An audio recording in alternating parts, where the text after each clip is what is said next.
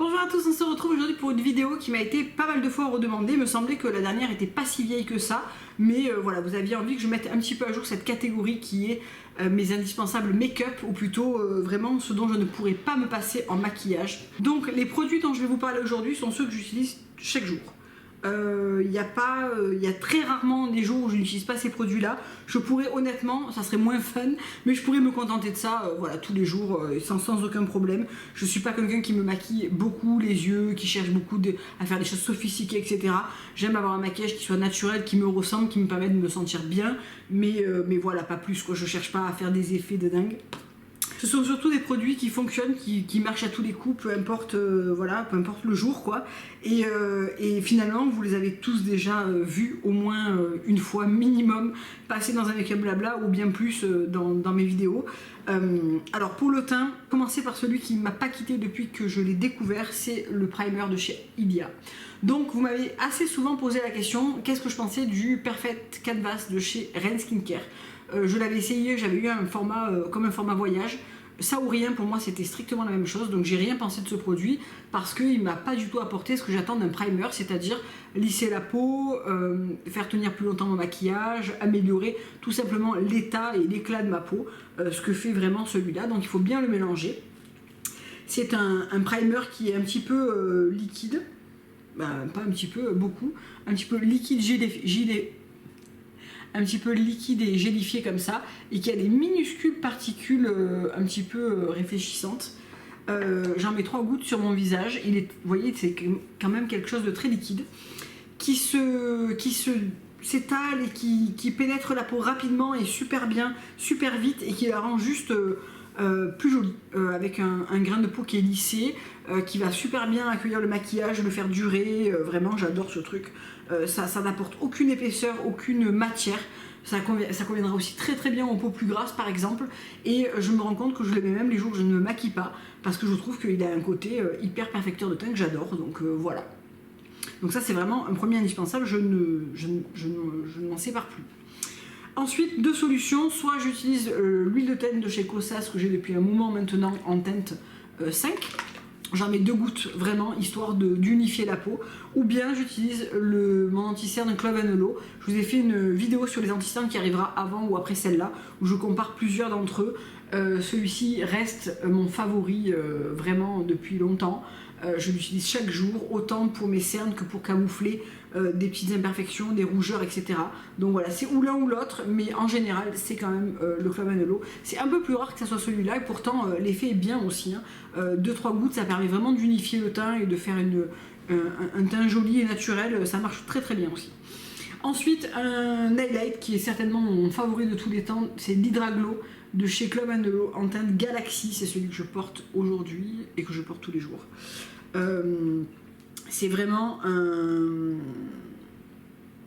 highlight à la fois discret et voyant, je sais pas comment dire, voilà. Il est très fin en texture, il permet vraiment d'apporter beaucoup de glow. On peut le mélanger à son fond de teint ou à son primer, une goutte dans le primer, une goutte dans l'huile ou dans la crème de jour, etc. Ou bien utiliser comme ça sur le visage. Moi je trouve qu'il est magnifique cet highlight. C'est vraiment mon chouchou numéro 1 de tous les highlights que j'ai, c'est vraiment celui-là que j'utilise le plus souvent. Ensuite, le blush que j'utilise en boucle en ce moment, c'est aussi celui que je porte aujourd'hui. J'ai peut-être eu la main un petit peu lourde aujourd'hui, j'ai l'impression qu'en retour caméra c'est hyper franc. C'est le Very Charming de chez Tata Harper, donc qui est un rose un petit peu bubblegum, bonne mine comme ça, que j'aime beaucoup. Qui permet vraiment d'apporter de la fraîcheur et cette petite teinte rosée que j'aime particulièrement sur les joues. J'aime aussi beaucoup le Very Popular que je porte pas mal.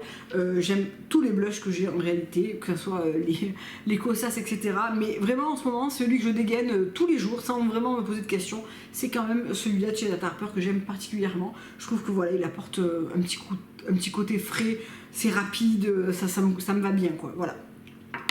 Un bronzer, c'est toujours le Solar Translucent Bronzer Spicy de chez Vapor Organic. Donc voilà, moi j'ai le plus foncé. Je vous l'ai montré plusieurs fois hein, en action. Donc il peut faire peur comme ça, mais en fait il se blinde très très facilement.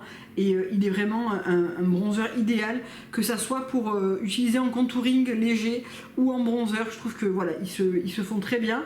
Ça c'est bien pour une carnation comme la mienne hein, qui est un petit peu médium. Vous avez 2 teintes en dessous, donc n'hésitez pas à prendre la teinte qui vous correspond évidemment. Mais pour moi celle-ci est parfaite. Un petit trait dessous, là j'en ai pas mis aujourd'hui. Un petit trait dessous, un petit trait sur le haut du front, sur les contours du nez, ça se joue très très très bien. Et je trouve que même la combinaison sans blush, juste highlight et bronzer remonté un petit peu au niveau de la joue, fonctionne très très bien. J'aime bien ce combo aussi. Un indispensable pour mes sourcils, c'est toujours le Eco Brow en teinte Charonne que j'utilise depuis... voilà, je racle les bords. Il en reste plein en réalité encore, et c'est celui que je porte tous les jours et que je porte encore aujourd'hui. Si je dois choisir 2 choses pour les yeux en dehors de... Alors, pas 2 choses, 4 choses pour les yeux, voilà, dont je ne passe pas. Tout d'abord, le Ace Primer de chez Ilia. C'est mon 2e flacon, hein, on en est quasiment, je vois la fin. C'est le seul sur moi qui fonctionne pas 12 heures d'affilée, hein, c'est pas le truc infaillible, mais c'est celui qui fonctionne le mieux, en tout cas sur mes paupières, qui va garder le plus longtemps la couleur et éviter au fard de filer trop vite, même si en fin de journée ça s'est affadi et que aucune base à part la Urban Decay sur moi ne fonctionne, donc voilà, à demi-mal je prends celle-là. Un fard crème, j'adore le bronze de chez Gressa, j'adore le Half-Light de chez Rituel de Fille. Là je vous montre le Rituel de Fille parce que c'est encore un que je porte aujourd'hui et que j'ai porté toute la semaine et probablement toute la semaine dernière, parce que un petit coup de Half-Light sur toute la paupière mobile en remontant vers le creux, je complète avec ma palette Heather Beauty et c'est bon, je suis maquillée, c'est tous les jours pareil. Alors chez Heather, cette palette, honnêtement je me sers que de 3 fards. Elle n'est pas du tout rentable pour moi, mais je dois vous dire que quand j'aurai terminé ces 3 fards, je la rachèterai pour ces 3 fards, pour vous dire. Je me sers de ce beige qui est exactement la couleur de ma peau. Je me sers de cet highlight que je me sers vraiment sous l'arcade et au coin interne de l'œil. Et cette teinte qui est une teinte terre mocha comme ça, qui est parfaite pour le creux pardon, et qui se marie extrêmement bien avec Half-Light. Donc si je vous fais des swatchs, ça donne ça. C'est une palette qui est hyper bien pigmentée. Voilà, donc ça c'est le creux, ça c'est ce que je mets sur tout l'espace restant de ma paupière, et ça c'est l'highlight qui est absolument parfait. Si je pouvais trouver une palette avec ces 3 fards, je serais la plus heureuse du monde, mais elle n'existe pas, voilà. Tous les autres fards, je ne m'en sers pas. Ça m'est arrivé de me servir légèrement de celui-ci qui est pas mal du tout en réalité, hein, qui est une teinte aussi highlight mais moins blanche et plus rose gold on va dire, mais voilà, sinon globalement...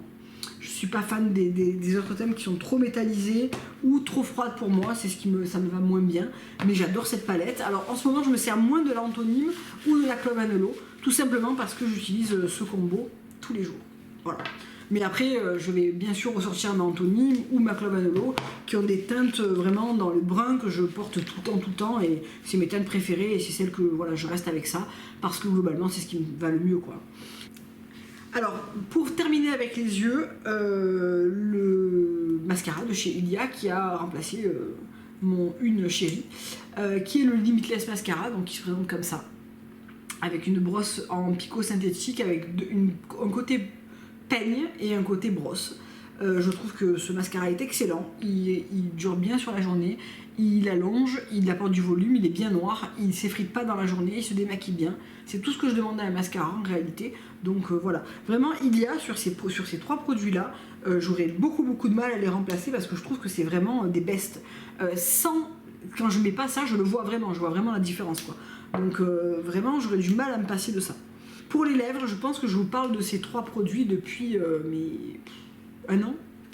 Le gloss Treasure de chez Carvice, voilà, je vais me prendre des nouvelles teintes là, qui m'ont l'air vraiment jolies. Donc ça c'est celui que je porte aujourd'hui hein, tout simplement. Je vais vous le swatcher ici, c'est un beige rosé, tout ce qu'il y a de plus classique, mais j'adore cette teinte, il est là.